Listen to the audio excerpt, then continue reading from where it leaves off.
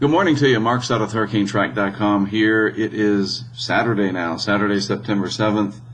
I am in Raleigh, North Carolina. Got out of the Outer Banks last night after quite an experience getting stuck in the sand. Somebody came to help me, and then somebody came up behind him. This other guy, the third person, had like this big truck. They were bringing a generator and several hundred gallons of diesel fuel, and he had a big strap, a tow strap, to help pull me out. And then that guy got stuck. And so it became this 2-hour ordeal. We were waiting for the tide to come in. It was quite comical.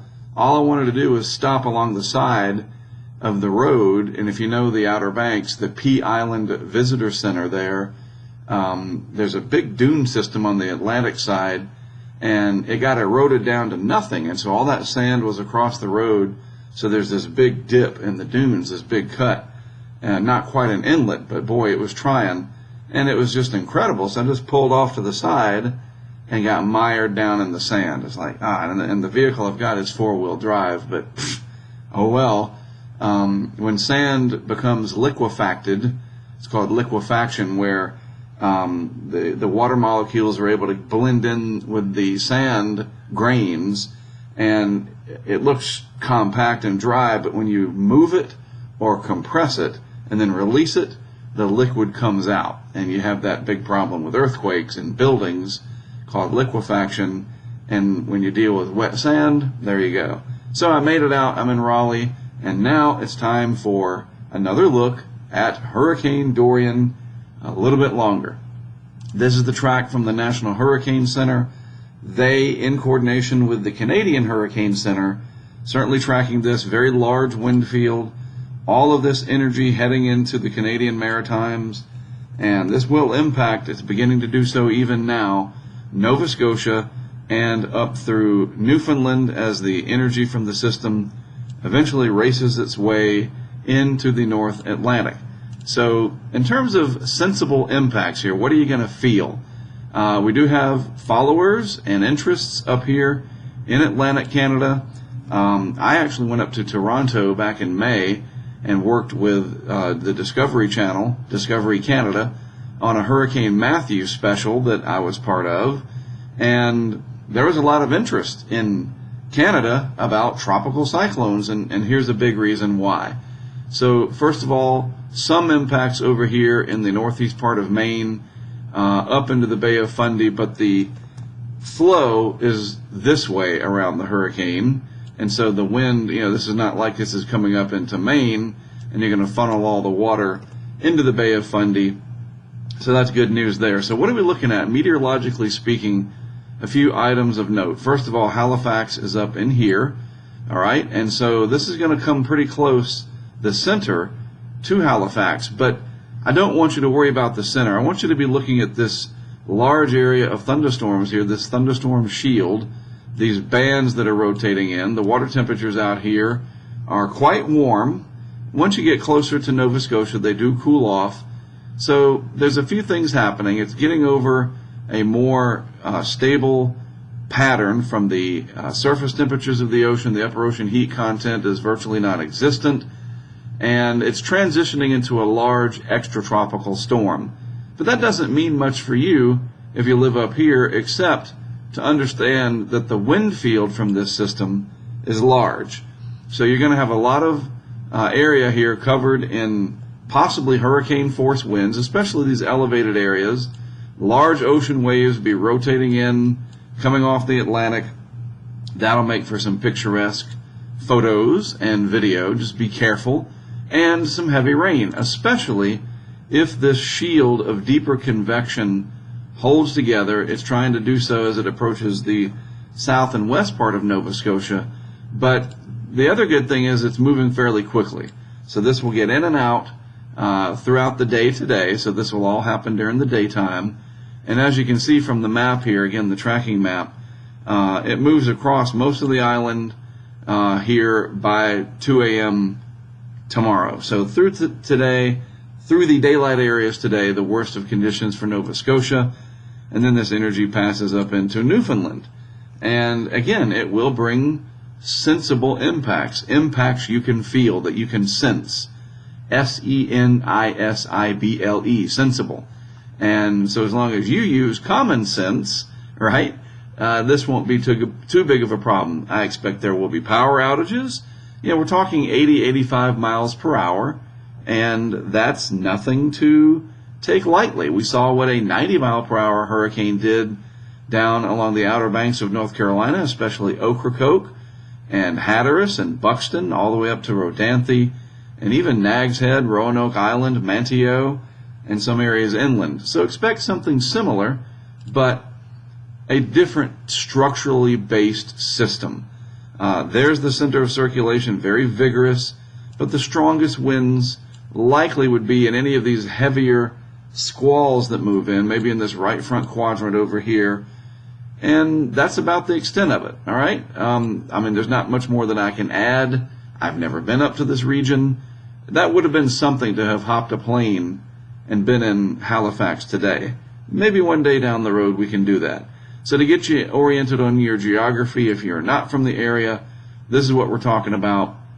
And as the center, comes across something like this, again, all that onshore flow blowing on from the ocean, that long fetch, you could definitely see beach problems down here. Maybe pushing up into Dartmouth and Halifax from the ocean here, any of these bays that gets onshore flow, that could be a problem too. So mariners, you folks in Atlantic Canada, it's called Atlantic Canada for a reason, and you're used to large ocean storms. So just take it seriously. Take some pictures too if you can do so safely. I would love to see that, especially those of you that are on Patreon. You can share them with me through Patreon, right through the app. You can send me an email or something through the app, a message through the app, and I can get you in touch with me. And then up here in Newfoundland, we do have a couple of our longtime supporters that live in Newfoundland. Gary, talking to you, buddy. And yeah, it'll bring some sensible weather up there, but nothing you can't handle.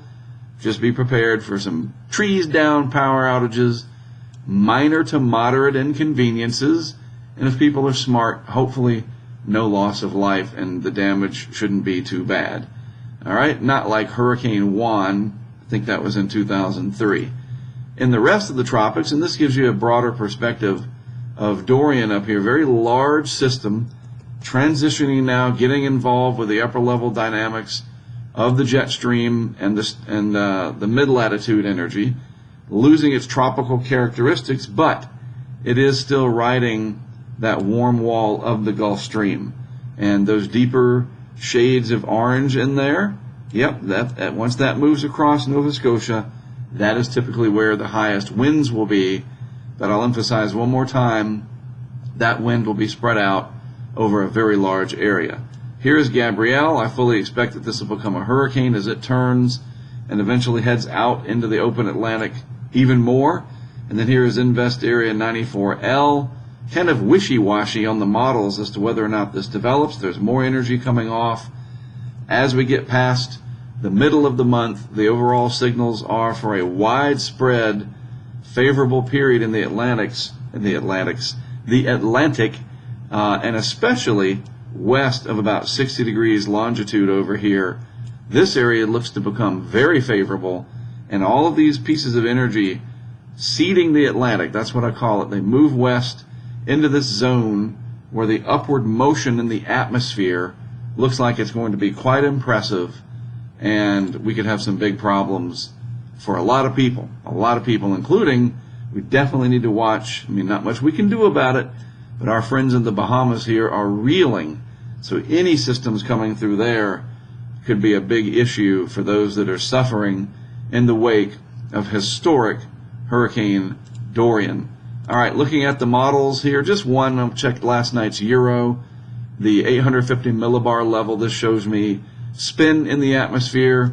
There is the large signature associated with Dorian. This is what was left over of one of those invest areas, not much with it now. This is Gabrielle, and this is the energy down here. And look, you can see the signature of the wind in the pattern here. that tropical wave. See, it looks like a little wave of energy, a little trough sitting down there. And so let's see if we move these out. This is every 24 hours. So this is the initial Friday night. This is Saturday night tonight. You see that Dorian moves up over Nova Scotia. Notice how Gabrielle here looks more potent.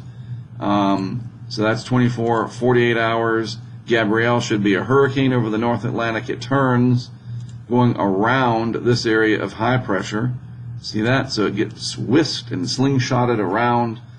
That's 72, 96, 120. So 5 days out, we don't see any areas organizing, but a disturbance looks to try to move into the southern to central Bahamas here by day 6.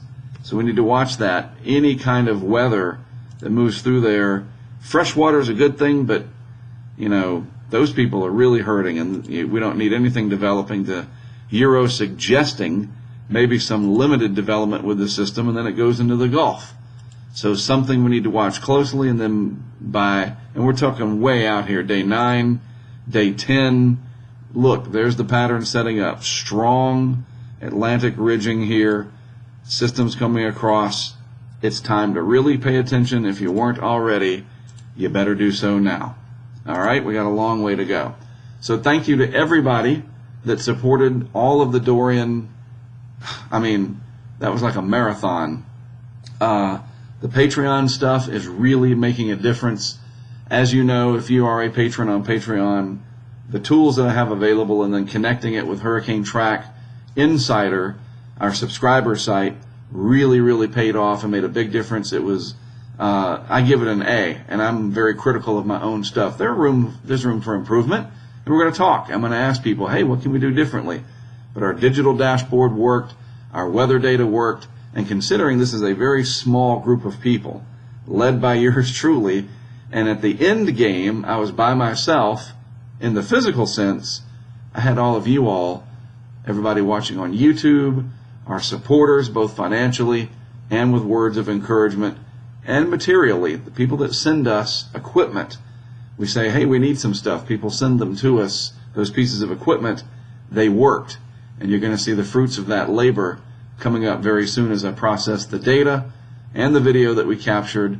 You guys will all be beneficiaries or whatever. You will benefit from what we learned in the Dorian field operation. All right, that is it from me. I got a little sleep last night. I need a lot more. I got to catch up. Got to go back, visit the family. I say visit because you know I'm going to be on the road again before too long. Thanks, everybody. I do appreciate it. I am Mark Sept for HurricaneTrack.com. I'll have another update for you tomorrow afternoon.